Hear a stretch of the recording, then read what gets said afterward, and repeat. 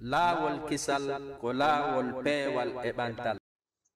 Bismillahi rahmani rahim. قال المؤلف رحمه الله: وعن أبي هريرة رضي الله عنه عن النبي صلى الله عليه وآله وسلم: إنكم في زمن من ترك منكم عشر ما أمر الله به هلك، ثم يأتي زمان من عمل بعشر ما أمر الله به نجا. حديث غريب ضعفه الألباني رحمه الله في ضعيف الجامع. بماكي كم بشيخ محمد بن عبد الوهاب عليه رحمة الله بماكي وعن أبي هريرة رضي الله عنه اتمى أبو هريرة عن النبي صلى الله عليه وآله وسلم اتين له عليه الصلاة والسلام بماكي إنكم بلتنا أنم وندي بأمن له بمعنى أنم بمي وندي أمودن له في زمن هدون زمن متوت من ترك منكم كلاون أجلو أمودن عشرة سبب ما أمر الله به الله يمركم هلك أو هلكت. ثم يسد يأتي أروي زمن أنتم زمن من عمل كلاون قل ترد بعشر سبب ما أمر الله به الله يمركم نجا كان كنتم ودده. كان بشيخ تجي بماك حديث غريب، حديث ضعفه الشيخ الألباني رحمه الله في ضعيف الجامع. أولو حديث وحديث متوتك أولود، لكن معنى ما كونك هلوغل وندما yimɓe ɓen kono ɓe ɓattori wono ɓe ɓattori e ko wiyete kon zamanu nubuwa, ko ɗon woni ko neworantoɓe gollitirgol diina kan. No ɓe woɗɗitori wono ɓe woɗɗitori zamanu nubuwa on, ko non sattiranta ɓe gollitirgol diina kan. kanda si famiki yimɓe ɓen no ɓe ɓattori wono ɓe ɓattori zamanu nubuwa, zaman annabankaku ngun, no ɓe ɓattori wono ɓe ɓattori e gurdan nelaɗo alayhi salatu wassalam, ko non ne worantoɓe fiyakoje kaɗo diina, gila ka andugol diina kan, ka famugol diina kan, ka gollitirgol kañum diina kan. No ɓe woɗɗori wono ɓe woɗɗori zaman annubuwa, ko wana non kadi gandal ngal ɗuytorta, ko wana non gollitirgol diina kan ɗuytorta, ko wana non lurre ɗen e hoore muɗum ɗe sakorta. lasino famata ويبي أدنين أولو حديث متواتك حديث ابن مسعود كان يلعب عليه الصلاة والسلام بما كلون إن الدين بدأ غريبا وسيعود غريبا كما بدأ. هلو قل أول أولو إسلام كادو دينا نوانير نورون كان بنيلاد عليه الصلاة والسلام فيوندو بنيلا ɓe tawno yimɓe ɓen ko yimɓe majjuɓe ɓe ardi e diina ka yimɓe ɓe wi ko diina ka tawata ko hesani, ɓe wondi e makka ɗon haa kanka diina kanka taaki, ka wonti diina ka tawata ko ka taakawa. wana ibnu mas'ud ɓe makir non alaykum bil atiq, no waɗɗi on jogitagol diina taakawa kan, ko ɗum woni sunna nelaɗon alayhi salatu wassalam. yo non ɓaawo ɗum ɗon diina kan ko non kadi ka yarata haa ka sakkitode zaman tawa kala jogitiɗo sunna nelaɗon alayhi salatu wassalam o wonay insan gharib, ko jogiti ko wiyete gharib. ɓe maki wa sayaudu ghariban kama bada'a. idan ɗo oɗo hadith ko hollugol wonde neɗɗo on simo wuridi e nelaɗo alayhi salatu wassalam no newanomo jangugol diina kan, no newanomo kanko neɗɗanke o gollitirgol diina kan. ko waɗi kala ko jiɓi mo kanko neɗɗo on himo mari ka o ittoya muskila on. fewdo on saayi kadi iman on haray no towi moƴƴa, kono no o woɗɗitori zamanu nubuwa wo, ko ɗon faamuji ɗin sertoyta e ayeje, woɓɓe goo firira ɗum ɗo, woɓɓe firira ɗum ɗa, mo kala bambana ko firani ko. faamuji ɗin serta e hadisaje, ɓeeɗa firira ɗum ɗa, ɓeeɗa firira ɗum ɗa, ɓeeɗa sellina, ɓeeɗa lo'ina, mo kala jiwgana faamu muɗum. e hoore ɗum kadi gandal ngal fanɗa, fitnaji ɗin e hoore muɗum ɗi saako moƴƴa. ɗum waɗi si tawi neɗɗo on no haani hattirde haanugol no o woɗɗitori zamanu nubuwa o kanko neɗɗo on waɗa istihbar fahm as-sahaba no o woɗɗitori zaman annabanke yagal ngal wo kanko neɗɗanke on o wakkilo o ɓannata ko makko faamu kañum sahabaɓe ɓe tawata ko wonnoɓe on ɗon zaman ko ɗum ɗo waɗi si imamu zanjani ɓe maki rahimahullah tadabbar kalam allahi wa'tamid al-khabar wa da'anka ra'yan la yula'imuhu athar wa nahja al-huda falzamhu waqtadi bil ula hum shahidu at-tanzila 'allaka tanjabir ay kamɓe cheikhon alayhi rahmatullah ɓe tindine masadiru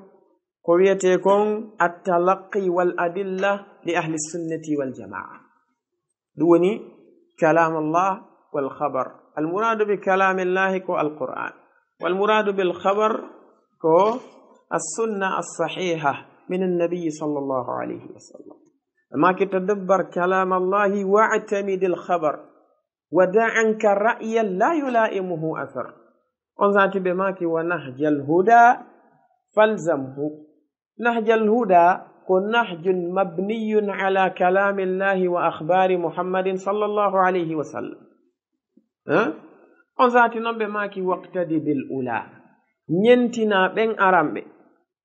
ka faamugol non joni alqur'anu kañum ma e sunna ñentina ɓen aramɓe hum shahidu tanzila allaka tanjabir ñentina ɓen aramɓe woni sahaba ɓen kamɓe ɓe seedino fewndo wahyu on tippinte e nelaɗo alayhi salatu wassalam ti neɗɗo jogitiki alkitabu wa sunna ala fahmi haula'i yanjabir kanko neɗɗo on o heɗɗoto helanɗe wonde e makko ɗen ɗe heɗɗoto kanko neɗɗo on o suudo o wonan neɗɗo mo tawata ko neɗɗo fewuɗo kono goti tawi mo jogiti ɗiɗo ɓe maki wa an abdillahi ibni mas'udin radiyallahu anhu qal ɓe maki kamɓe ibni mas'udin khatta lana rasulullahi sallallahu alayhi wa sallama khatta nelaɗo allahu on sallallahu alayhi wa sallama ɓe sifanno men ciifol tumma qala yeeso ɗum ɓe maki hadihi sabilullah ɓe maki ngol ɗo ko laawol allahu ni ngol ɗo ko laawol allahu yahayngol ngol haa ka aljannal tumma yeeso ɗum hatta ɓe ciifi kadi hututan ciifi an yaminihi ka ñaamo ngol ɗo wa an shimalihi e kanano maggol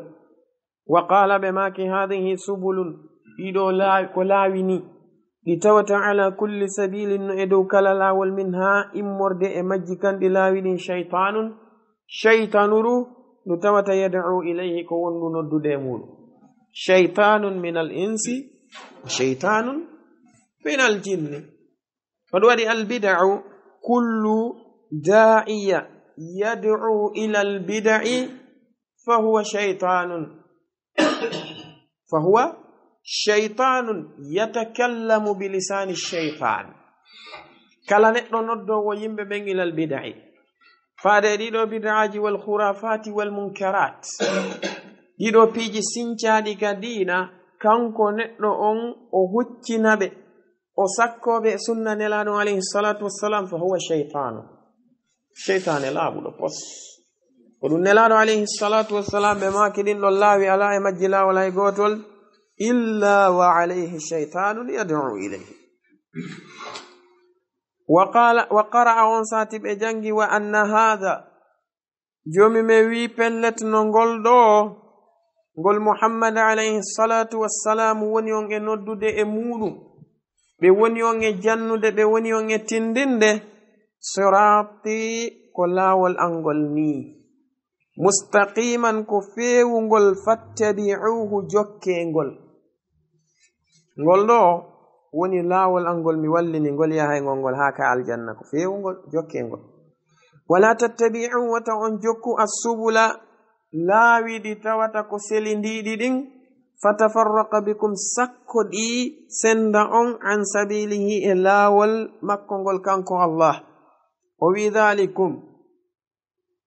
dhalikum koko jantana ɗon koko yewta ɗon ɗo wassakum bihi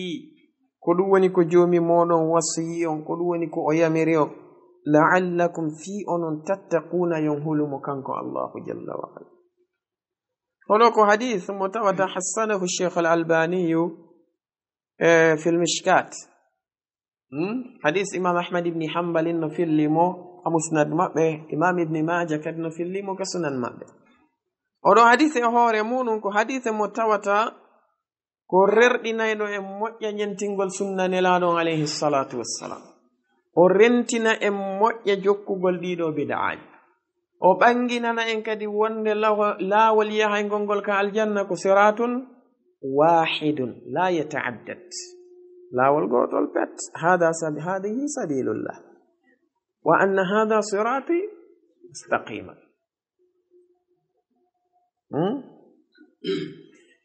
on sati ɓe ɓangini kamɓe nelaɗo alayhi salatu wassalamu kadi wonde laawi ɗi tawata ko yahayɗi ɗin ka giiteli ko turukun mutaaddida, ko laawi ɗuɗuɗi. an yaminihi khututan wa an shimalihi khututan, laawi buy. ɓe holli en kadi laawi no woodi ɗi tawata ko sinceteɗi yahayɗi yiite jahannama, kono hara hiɗi ɓanna e laawol yahaygol ngol ka aljanna. ɗi woni albida. bid'aaji ɗin ko ɓuri heewde ko wono jantornoɗen noon ko piiji shar'inaaɗi ka diina, koye nder ɗin ɗon woni ko bid'aaji ɗin sincete mahe. tawa bid'aaji ɗin si ɓe waɗirayɗi ko bismi diin, ɓemmino tumbenama ko diina, ko giggol nelaaɗo men woni warrude ɗum alayhi salatu wassalam, ko jantagol inde allahu men jokki, ko sadaka men woni ittude. ɗum ɗo fof ko inde diina, no ɓanna e diina kam moƴƴa. ko ɗum waɗi si o wi wa anna hadha sirati mustaqiman fattabi'uhu wala tattabi'u subula. imam Mujahid ɓe maki albida washahwat fatafarraqa bikum an sabilihi. taw jokku bid'aaji ɗin e beledur wonkiji moɗon, albida'u wal ahwa. bid'aaji ɗin e beledur wonkiji moɗon ɗin sakko ɗum senda on e laawol Allahu azza wa jalla. وعن أبي هريرة رضي الله عنه قال قال رسول الله صلى الله عليه وسلم نزل القرآن على 5 وجوه. بماكي نلانو عليه الصلاة والسلام ماكي وقرآن تبكي هورن بعديجي جوي: حلال وحرام ومحكم ومتشابه وأمثال. أي حلال بمعنى ko ɓangingol ko dagi, wa haramin e ɓangingol ko harmi, wa muhkamin e ko ñeña ko tawata no laɓɓina hatonjina e goɗɗum go fi andugol ma'ana muɗum o, wa mutashabihin e konko jiɓi ko tawata no hatonjini e ayeje goo ma hadisaje goo fi andugol ma'anaji muɗum. wa amsalin kañumma e mise: wa tilka al amsalu nadribuha linnasi ya ayyuha nnasu duriba masal, konande sifa ɗin piiji. wa amsal e mise. ɓe maki fa ahillu lhalala, dagine ko dagi kon taw harmi ko dagi kon dey. wa harrimu lharama, harmine ko harmi kon dey rente e muɗum. ngayon harmin tun ka ɓernde ma ka ɗengal aron e muɗum ka kuuɗe ka golle. wa'malu, gollire bil muhkami ko ñeña laɓɓinako. wa aminu, gomdinon bil mutashabihi ko jiɓi kon tawi on famali ma'ana muɗum. gomɗine ɗum ɗon ko immorde ka Allah, lando ɗon karmo koɓe anduɓe ɓe firana on ma'ana muɗum. wa'tabiru, taskore kadi bil amthali, mise ɗen. si mise ɗen ari ko fiyo on taskode: wa tilka al amthalu nadribuha linnasi la'allahum yatafakkarun. kanko Allah tabaraka wa ta'ala wi ko fiyen tasko miijitoɗen moƴƴa. oɗo hadis ko da'ifun da'afahu Sheikh al-Albani fi da'if al-Jami', lakin ma'ana hadis on e hoore muɗum ko ma'ana sellum, ma'ana makko no selli. وعن ابن عباس رضي الله عنهما قال بماكي قال رسول الله صلى الله عليه وسلم نلاد الله ماكي الأمر ثلاثة أمر بين غيه فاجتنبوه وأمر بين رشده فاتبعوه وأمر اختلف فيه فكلوه إلى الله تعالى. لماكي وندنلاد عليه الصلاة والسلام ماكي فيها كيون قتتي أمر بين غيه فاجتنبوه وهو نتوات مجر مود دنو بانجي وإتيري وأمر فيها كمتوات بين رشده فيها كمكو أنو فيني peewal muɗum ngal no feeñi fattabi'uhu jokkeelu ay konko tawata laatagol muɗum ko majjere no ɓangi no laaɓi pos woɗɗiteɗum e konko tawata peewal wonugol muɗum koko feewi ko moƴƴi ko weltinta allahu no ɓangi laatagol muɗum ɗum ɗon no ɓangi few fattabi'uhu jokkeelu alhalalu bayyinun walharamu bayyinun بماكي وأمر اختلف فيه فيها كمتوات عندن كل رادن وبينهما أمور مشتبهات بماكي فكله إلى الله تعالى أن نتلون يمكو كانكو الله تبارك وتعالى يعني وفيها كمتواتة كهن شيخ بأدني دو حديث أجدو دو حديث أبو هريرة دو حديث ابن عباس محل الشاهد أن كحديث إن ولا وجه الاستدلال أن كحديث أنه ابن أبو هريرة عفوا كوكب ماكن وند واعملوا بالمحكم وآمنوا بالمتشابه gollitire ko laɓɓina kon nyenya amma ko tawata ko jibi kon gombine ɗum ɗon har koye hoore mbaadi ndi tawata kono Allah azza wa jalla o tippiniri non ande yimɓe bid'a ɓen da'iman ko ɓe yimɓe naatay ɓe almutashabih fa amma alladhina fi qulubihim zayghun fayattabi'una ma tashabaha minhu ibtigha'a alfitnati wa ibtigha'a ta'wilihi idan neɗɗo on kanko so hewti e mutashabih tawi gandal makko ngal yottaaki e faamugol ɗum ko annon joomi me wii wonne ɗin ɗon ko la ya'lamu ta'wilahu illa allahu warrasikhuna fil ilmi si tawi gandal makko ngal hewtaali faamugol ɗum ɗon ko yo gomɗin ko non woniri o ɗetta fiyaake muɗum on o rutta e karamokoɓe ɓen ɓe ɓanginanam ono yimɓe bidaɓen kamɓe da'iman ɓe tertoto almuhkam ɓe naatay almutashabih ɓe mahoya ton shubuhaji maɓɓe ɗin kañum may bid'aji maɓɓe joni noon an neɗɗo gomɗinɗo on kan neɗɗo sunna on nano wahata amma wajhul istidlal on ɗo ka hadis ibni abbasin ɗo hayin ko ɓanginalngol en wonde ɗo woodi fiyakuji ɗi tawata laatagol majji ko ɗi majjere no laaɓi pos laatagol majji ko ɗi bid'a no laaɓi pos rento no woni piiji ɗi tawata laatagol majji ko ɗi sunna no henti jokkuɗi joni noon no ɗon piiji ɗi tawata yimɓe sunna ɓen no wi'i wonde ɗiɗo ko piiji ɗi tawata ɗi tabi taali e nelaɗo alayhi salatu wassalam yimɓe bid'a ɓen no etade ɗaɓɓalngol ɗin shubuhaji ko ɓe takka e muɗum joni noon madama an hiɗa andani hoorema fof no fottani nelaɗo on waɗali ɗum alayhi salatu wassalam siko konngol ɓe makalingol ko ɓaawo maɓɓe ngol sincuɓe ɓen ko woni wi'ude ko no sella no gasirani goto e maɓɓe wiyali nelaɗo o waɗi ɗum ɗon ko hunde nde tawata wata memunde few wa baynahuma umurun mushtabihatun ɗin non kadi ko piiji ɗi tawata la ya'lamuhunna kathirun min annasi ko ɓuri ɗuɗude yimɓe ɓen anda ɓuri ɗuɗde yimɓe itan neɗɗo on ko yo rento e ɗin ɗon oɗo kadi hadis ko da'if ضعفه الألباني في ضعيف المشكات بماكي وفي الصحيحين عن أبي موسى أريك سلو ديدي كو إتاي أبو موسى الأشعري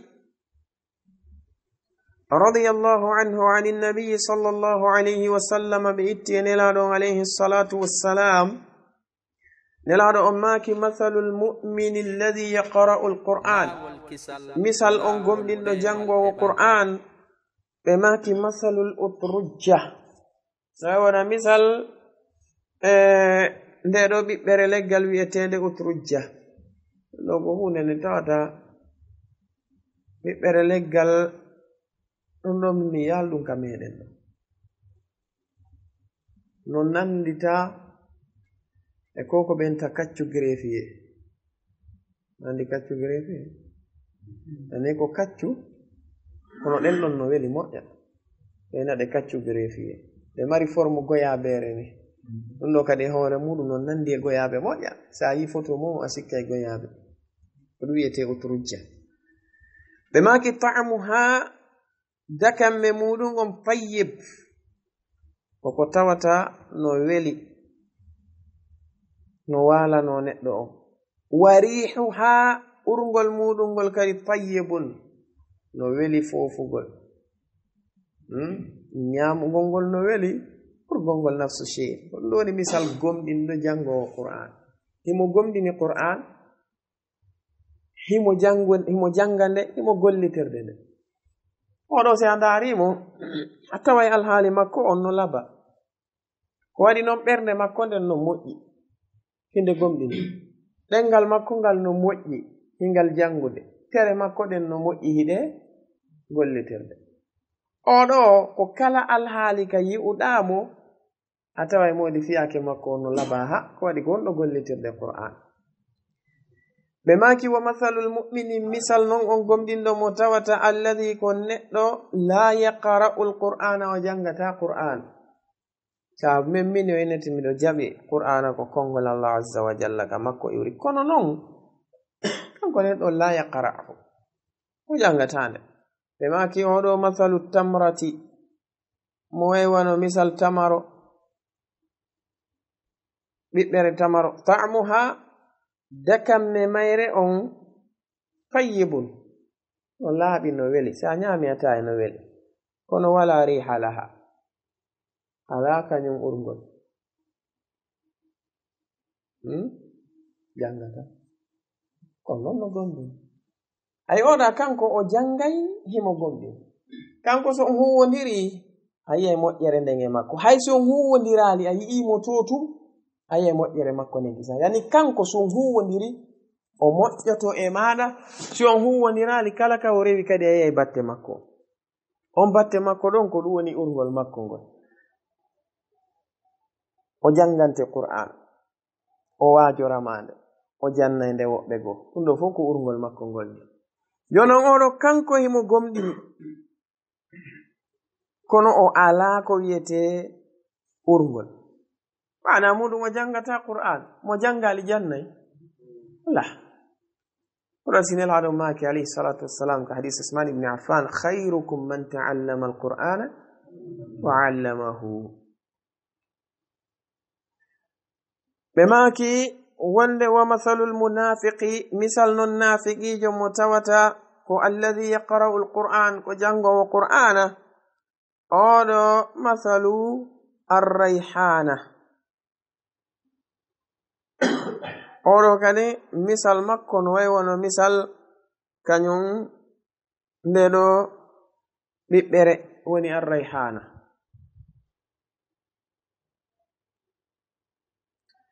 ɓe maki ndeɗo rihuha urgol mayre on tayyibun no laaɓi sa lunnike atai no uri ha kono wa ta'muha mur sa ɗetti ɗum a ñaami atai no haaɗi nafikijo sa yimo ka kene so wowli wa in yaqulu tasma'a li qawlihim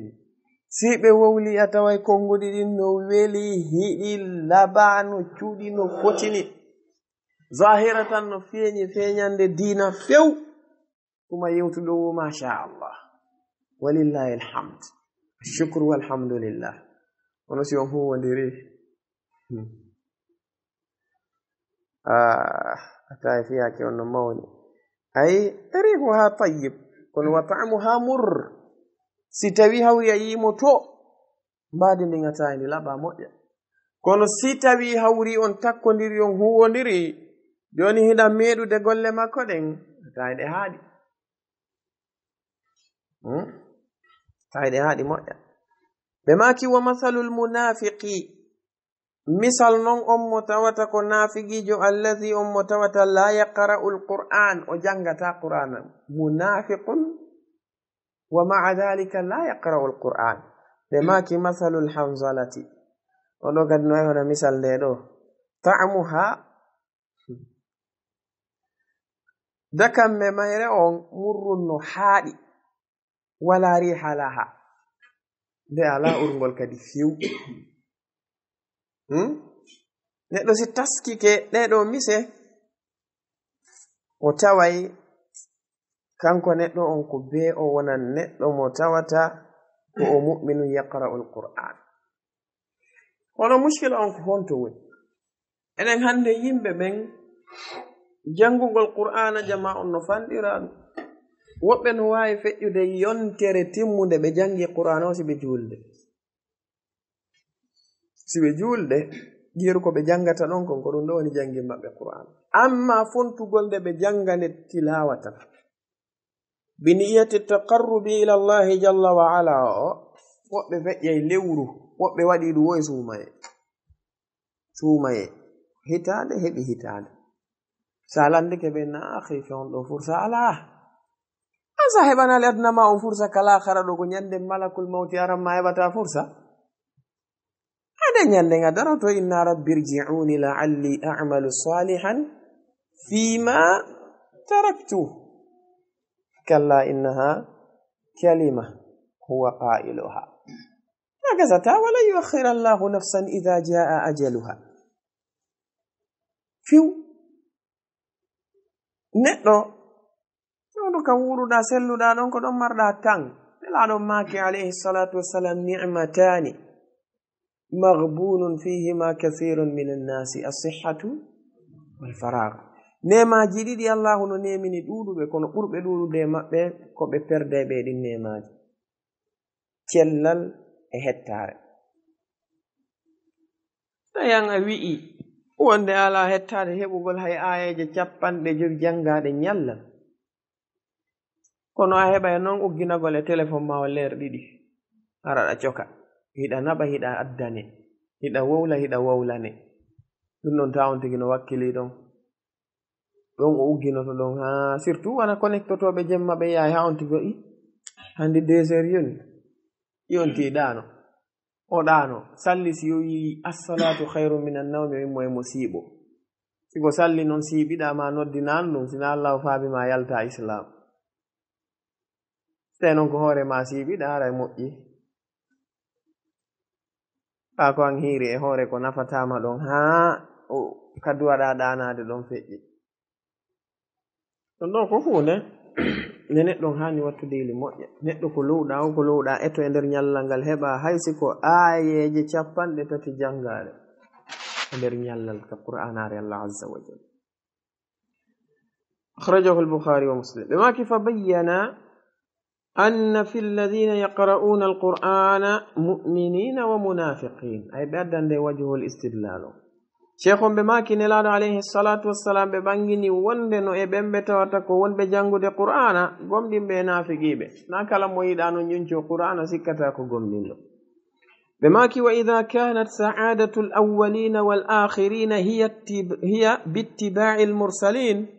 si tawi non hawri laatike pelletle ɗum laatike wonde malore aramɓe ɓen e sakkitiɓɓen fop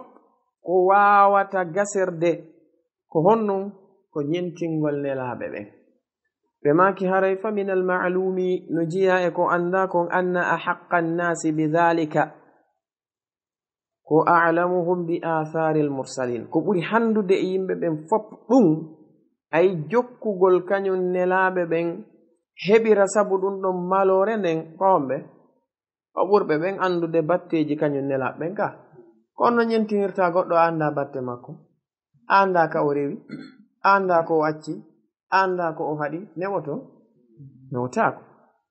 ɓe maki wonde wa atba'uhum lidhalika ɓen ɓe tawata kadi ko ɓurɓe e maɓɓe jokkude ɓe ani kono ɓe faala en hollo ko wonde o pellet hino laaɓani gooto kala e meɗen wonde malore aramɓe ɓen e sakkitiɓe ɓen fop allahu jalla wa ala ko mahi ɗum ko e ñentingol nelaɓe ɓe o neli ɓen ka ɗum ɗo la khilafa la yahtalifu fihi ithnani joni noon fa min almalumi no jiya e ko anda kon anna ahaqqa nnasi bidalik ko ɓuri handude e yimɓe ɓe fop e heɓugol honɗum nden malore nde tawata ko malore heɓorayde nden ñentingol nelaɓe ɓen a'lamuhum ɓurɓe maɓɓe andude ɓen bi atharil mursalina batteji nelaɓe ɓen wa atba'uhum lidhalik ko ɓurɓe andude ɓen batteji nelaɓe ɓen ɓe ɓuri jokkude kadi kañum nelaɓe ɓen ko ɓen ɗon woni ko ɓuri handude e nden malore ɗo ka hollugol e wonde siɗa faala noon malede ko be etoɗa anda athar al mursalin ɗimmitel muɗum ngel jokkaɓe idan e ɗeɗo mofte la budda laka an ta'rifa athar annabi sallallahu alayhi wa sallama wa tattabi'aha ɓe maki fal'amiluna bi aqwalihim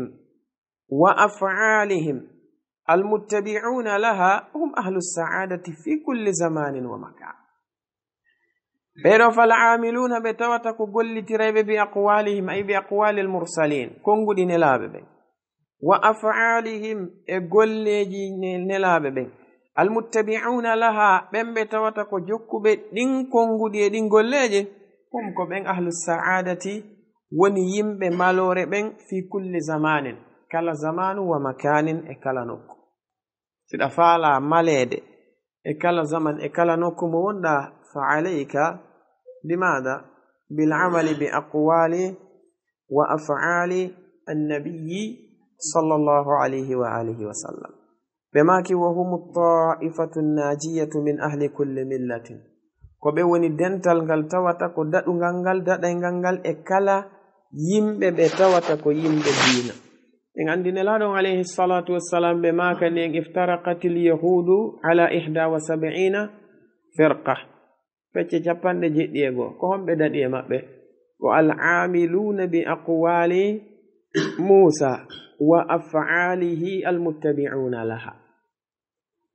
بماكي وافترقت النصارى على 72 فرقة بين قد هم بددي مأبه كبن بتاتك والعاملون بأقوال وأفعال عيسى بماكي وستفترق هذه الأمة على 73 فرقة عندي دينهم فب أن كلها في النار إلا واحدة كجلك يهود دو من كدي 71 فرقة كلها في النار إلا واحد كنصارى 72 فرقة كلها في النار إلا واحدة كديدو مفتي 73 فرقة كلها في النار إلا واحدة جونون بيتو واحدة أو فب ها هيوتي أن ko ɓeeɗo ɓe tawata ko al'amiluna bi aqwali rasulihim wa af'alihi ko ɗum waɗi ɓa sahaba ɓellandike nelaɗo alayhi salatu wassalam man hum ya rasulallah ɓe maki man kana ala mithli ma ana alayhi alyawma wa ashabi famege ɓe maki wa hum min ahli sunnati walhadithi min hadhihi al umma e ɗeɗo mofte ko ɓen ɗon ko ɓen woni ɓe tawata ko jiyaɓe e yimɓe sunna ɓen yimɓe hadisaje nelaɗo alayhi salatu wassalam ɓe maki warrusulu nelaɓe ɓen kamɓe alayhimul balagul mubin ko waɗɗiɓe ko honɗum ko yottingol ɓangina wama ala rasuli illa al balagu al mubin ɓe maki wa qad gomɗi noon ballagul balaga al mubina ɓe yottini kadi ha timmi tis yettinande ɓangude wa khatamur rusuli timmode nelaɓe ɓe muhammadun sallallahu alayhi wa sallam ɓeɗo anzala allahu alayhi allahu tippini e dow maɓɓe kitabahu deftere makko nde woni alqur'an musaddiqan ko nde gonginde lima bayna yadayhi ɗen defte aditiɗe nde minal kitabi immorde ey konko woni yeeso mayre minal kitabi immorde e defte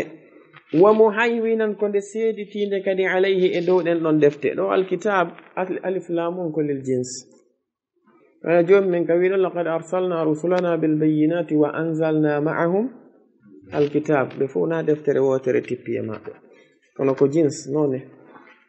ɓe maki fa huwa kañum qur'anare nden almuhayminu ko kayre woni seeditinde ala jami'il kutubi e ɗo defte ɗe allahu tippini ɗe fof ko wattinde ɓe makino wa qad gomɗi bayyana abyana balagin wa atammahu wa akmalahu ɓe maki wonde nelaɗo alayhi salatu wassalamu gomɗe ɓe ɓangini ko ɓuri ɓangude e yottinande wonande ngene nde ɗo mofte e ko ɓuri e timmude e ɓanginande e yottinande ɓe maki wa kana nelaɗo alayhi salatu wassalam laatinoke ansahal khalqi li ibadillah ko ɓe ɓurɓe laaɓande tagore allahu nden ko ɓe ɓurɓe laaɓude e nder tagore nden fof wonande jiyaɓe allahu ɓe wono ɓe makiri noon kamɓe nelaɗo alayhi salatu wassalamu ma min shay'in yuqarribukum ila aljannati illa wa qad haddathtukum bihi wama min shay'in yub'idukum min annari illa wa qad haddathtukum bihi kala wa'anɗo mani hara o laaɓanima ala ko ɓe acci sina ɓe yettinani en ha laaɓi pos ɓe maki wa kana bil mu'minina ɓe laatike dey wonande gomɗinɓe ɓe ra'ufan ko ɓe hinnotoɓe ɓe rahiman yurmeteɓe gomɗinɓe ɓe moƴƴa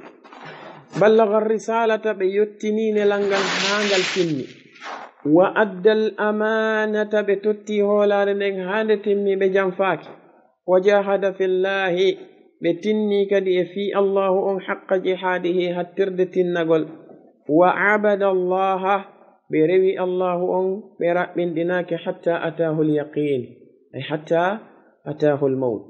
ha mayde nden tawi ɓe kamɓe ɓe rewali allahu e zamanu ɓe acci zamanu ɓe rewali mo e makanu ɓe acci makanu on waɗi suufiyankoɓe nodditotoɓe ɗo wonde kamɓe ko ɓe wali wasalu ɓe hewti ka hewtete ɗon ko ɓe wiya ko ɓe rewa allahu hatta yatiyahumul yaqin yaqinu on ko yo iblisa ari innaɓe wonde awa wasalta an a hewti ka hewte ɗon intaha hattu ɗon ɓe daro ɗon ɓe wiya gila nden ñande ɓe rewatamo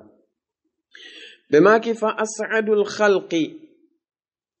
wa a'zamuhum na'iman wa a'lahum darajatan a'zamuhum ittiba'an lahu wa muwafaqatahu ilman wa amalan wallahi sheikhon ɓe maki fa as'adu lhalqi ko ɓuri maleede e yimɓe ɓe nelaɗo alayhi salatu wassalamu nela e muɗum nden e tagore nde nelaɗo nela e muɗum nden alayhi salatu wassalam wa a'zamuhum ko ɓuri mawnude e maɓɓe kadi na'iman nema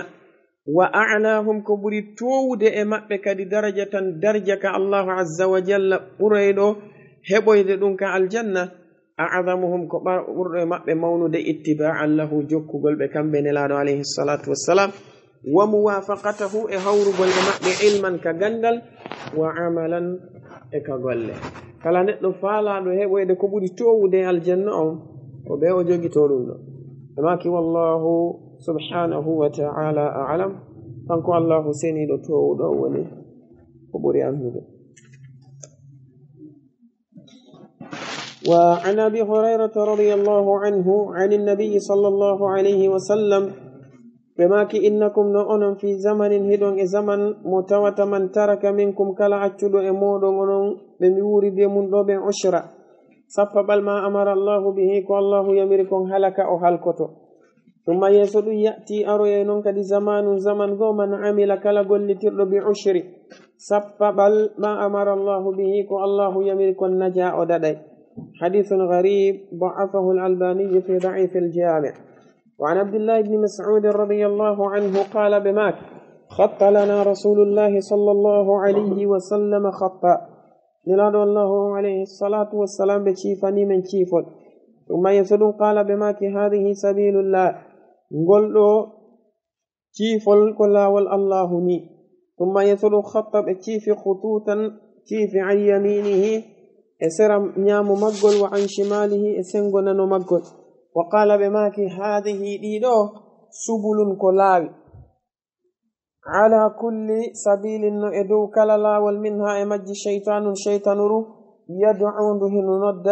اليه فاد انغول نو وقرأ بجنgi وان هذا بلت نغول دو صراطي كلا والانغول مستقيما فيونغول fattabi'uhu jokkengol wala tattabi'u subula wata on jokkuɗiɗa laawi ɓoyliɗi selindiɗi ɗin fatafarraqa bikum sakkoɗi senda on an sabilihi e laawol makkowol dhalikum ko jantana ɗon ɗo wassakum bihi woni kanko jomi mon ko wasiyon la'allakum fi onon tattaquna yonhulumo. وعن أبي هريرة رضي الله عنه قال رسول الله صلى الله عليه وسلم نزل القرآن من تبك على 5 وجوه إدو بادي جوي حلال وحرام ومحكم ومتشابه وأمثال بما فأحل الحلال دقينيكو دقيكم وحرموا الحرام حرمنكو حرمكم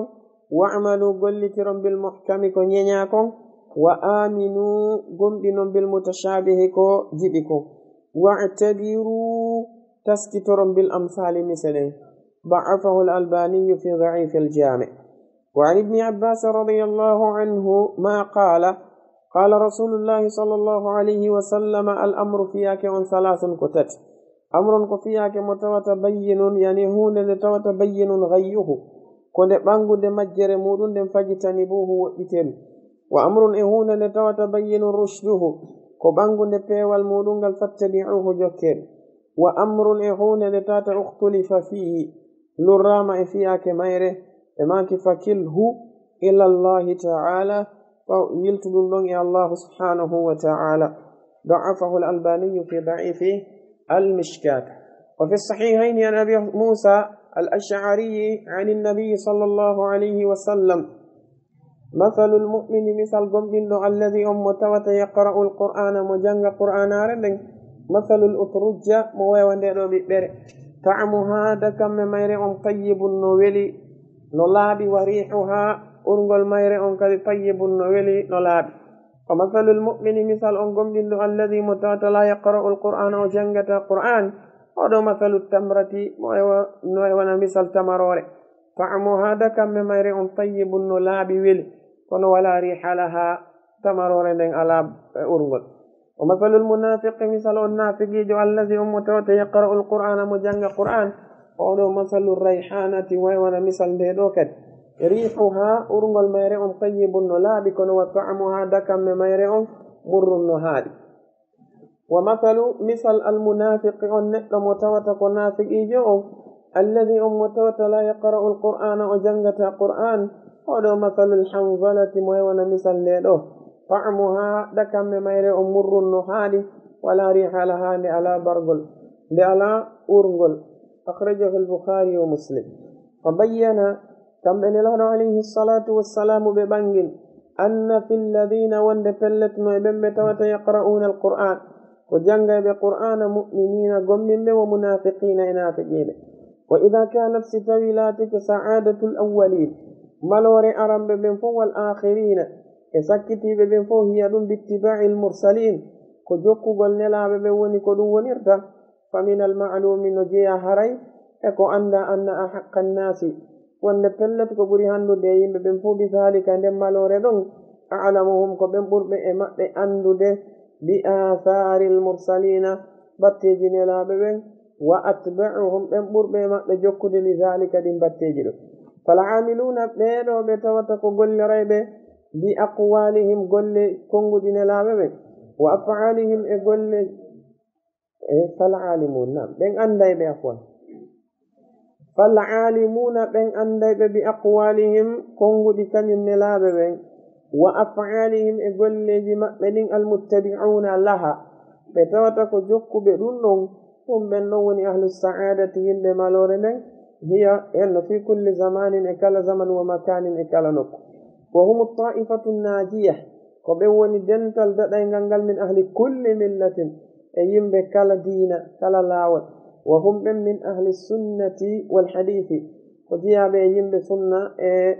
ما كجن الله عليه الصلاة والسلام من هذه الأمة يدير موته. والرسل نلاب عليهم كفوي بكم بالبلاغ المبين كيتنا لنتوت كيتنقل بانجن وقد بلغوا قمدي بيتني البلاغ المبين يتنا لبانجن. وخاتم الرسل تمود نلاب بن محمد صلى الله عليه وسلم لأنه أنزل الله عليه الله تبتني دوما كتابه دفتر مقاله musaddiqan ko nde gonginde lima bayna yaday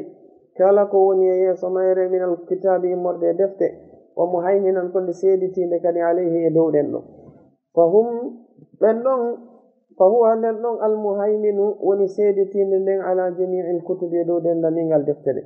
wa qad bayyana gomɗi kamɓe nelaɗon alayhi salatu wassalam ɓe ɓangini abbiyana balaghin ko ɓuri ɓangude e yettinande wa atammahu e ko ɓuri timmude e mayre wa akmalahu e ko ɓuri yottade e mayre wa kana ɓe laati ansaha alhalqi ko kamɓe ɓuri laaɓude reedu e tagore nden fof li ibadillahi wonande jiyaɓe allahu ɓe wa kana ɓe laati bilmuminina wonande gomɗinɓe ɓen ra'ufan ko ɓe hilnotoɓe rahiman yurmeteɗe